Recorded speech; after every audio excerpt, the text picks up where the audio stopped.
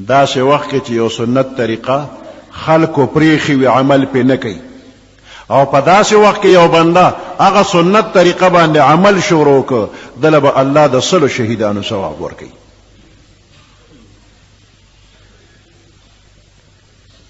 نو سنت طریقې معلوموي چې کومه طریقه سنت ته بیا په عمل کوي.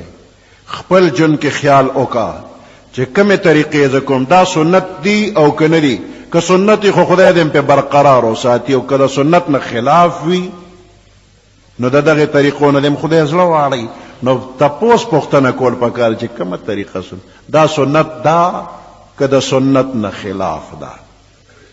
بعض خبره مونږ ته ډېرې وړې وړې ښکاري اړو فکر هم وته نه کوو. دا پنسې ښکته ساتل دې ته څوک فکر نه کوي چې دې کې څه ثواب عذاب شته او که نشته دی هیڅ پروا د دې څوک نه کوي. درزیان چې جامې جوړوي نو بډې سره پیته ونیسي نو د پیتې بل طرف په ځمکه ولګوي نو سړی ورته ښه ګوري چې زما د جامو ناپ اخلي خو چام ورته ونه وي چې دا پیته یو پوټې اوچته کړه نو چې هغه درله دومره پرتوک جوړ کړي چې ځمکې ته ورسېده نو پخپله به هغه ګیټۍ پکې پټي او په ځمکه به راښکي شي. اوس دا تپوس که دا سنت طریقه ده که ستا دا پنسې پیغمبر علیه السلام ولیدې نه به خوشحاله شي که خفه به شي. نو دې ته چا فکر کړی دی خو جامې دي چې څنګه هم جوړې کړې نو. یو صحابي خریم اسدي نومې دی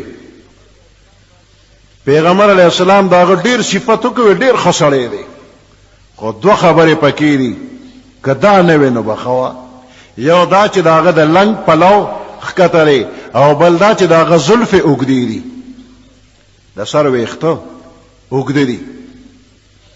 خریم اسدي ته چې کله چا خبر ورکړ چې پیغمبر علیه السلام خو ستا ډېر ښکلي صفت وکړ خو یو یې د لنګ پلو ښکته ګیټۍ یې پکې پټې دي بل زلفې اوږدې دي نو یې هغه لنګ دومره اوچت کړ چې نیمې پنډۍ ته یې را ورسو د کونډۍ نه لیش ښکته د ګیټۍ نه لیش پورته دې ته لنګ را ورسو او د سر ویښتې کټ کړل. اوس د عربو خو لنګو زمونږ پرتګونه دي نو د پرتګ پنسه به څومره ساتې دومره وساته چې ګیټۍ پکې ښکاره وي نه که دا مخکیني جوړ شوي پرتګونه دې نه بډې ووه او نوې چې جوړی نو درځي ته به ووایې چې بډې سره دې پیته ولګوله نو د پیتې لاندې سر دا د ګیټۍ نه پورته ولګوه ځمکې ته یې مه رسوه. نو پرتګ په دې طریقه جوړ کا د اوسنو نه به بډې ووهې او دا د مانځه مسله نه ده چې صفونه تیار شي نو یو کس اواز وکړي خدای مو بخښه بډې ووهې ګیټۍ ښکاره کړي.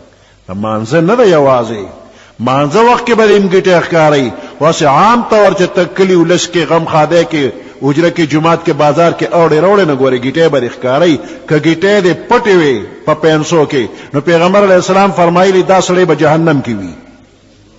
وړه خبره نه ده وعید پې راغلی دی دا سړی به دوزخ کې وي. زمونږ د دې پنسو څه ډول دی چې دوزخ ته پیځو هیڅ ډول پکې نشته دی.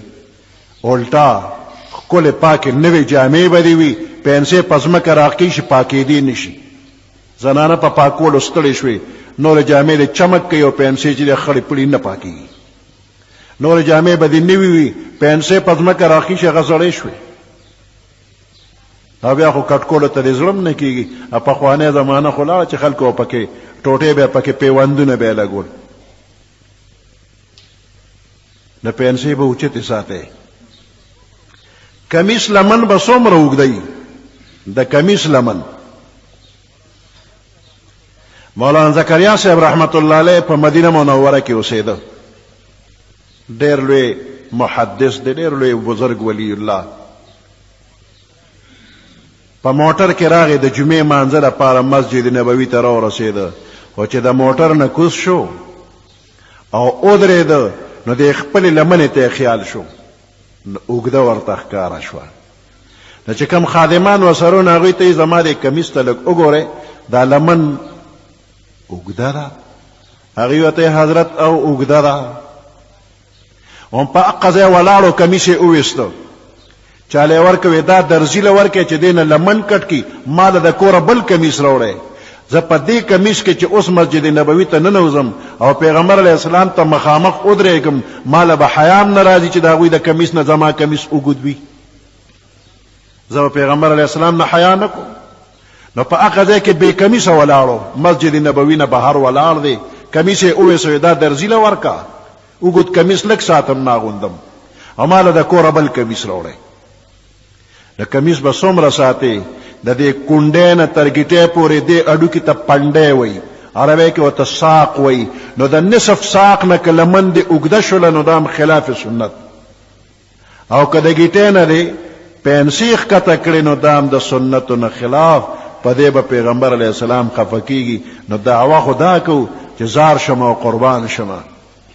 د پیغمبر علیه السلام نه زار شمه او مور پلار مې انتظار شه. خو پینسې به مې د هغه نه خلاف وي او د کمیس لمن به مې د هغه نه خلاف وي. بیا دې کالر ته به م یو پوټې وګورو چې زمونږ دا کالر دا د پیغمبر علیه السلام د کالر مطابق دی که د هغې مخالف د یهودیانو دی. نه که کالر هم پکې جوړ کړي نو دا خو د یهودیانو دی. یهودیانو وی موږ عیسی علیه السلام ته غاړه کې پړې واچو او داسې لرګي م ورته تړلي هغې کې م ځوړند که نو دقه نښه ده. دا دوه کالره چې یو ځای کې دا داسې لکه دوه لرګي دي یو بل پورې وتړل او دې کې د بنده ځوړند کړ. دا د هغې تیزندۍ او د پانسۍ نښه ده. دا کالرې به هم ترې نه لرې کړو. دې زړو کې د خیر دې وي دا به زاړه شي خو چې نوې جوړو نو نوې کې به نه جوړو. خوښ هم ده که نه؟ نوې کې به بیا کالرې نه جوړو. او پینسۍ دپاره د درزي ته به وایي چې ځمکې ته پیته مه رسوه ګیټۍ سره اوچته ولګوه او د کمیس لمن چې نه هغه به د نیمې پنډۍ نه نه ښکته کوو. ډېر لنډ هم مه کوئ چې په سجده پروت او بیا پکې ښکارئ. نو درمیانه سایز ښه دی. او ټی چې ده نو دا هم د تیزندۍ نښه ده. په دې کې هېڅ فایده نشته. نه تولیه ده چې مخ به پې وچکي پوز هم پې نشي پاکولی. نو مخې ته دا څه دپاره هېڅ فایده هم پکې نشته دی. صرف دا یو فایده ده چې د یهودیانو سره د اشنای نښه ده چې زه د یهودیانو اشنا یم او یهودیانو عیسی علیه السلام دقسې ځوړند کړی. خدای پاک د موږ د یهودیانو د دوستانې نه وساتي. د یهودیانو د عیسایانو د دغه خرابو خلکو د علامو نه دې خدای وساتي او د محمد رسول الله صلی الله علیه وسلم ښکلې طریقې الله موږ کې راولي. سبحان ربك رب العزة عما يصفون وسلام على المرسلين والحمد لله رب العالمين. اللهم ربنا آتنا في الدنيا حسنة وفي الآخرة حسنة وقنا عذاب النار وأدخلنا الجنة مع الأبرار يا عزيز يا غفار برحمتك يا أرحم الراحمين.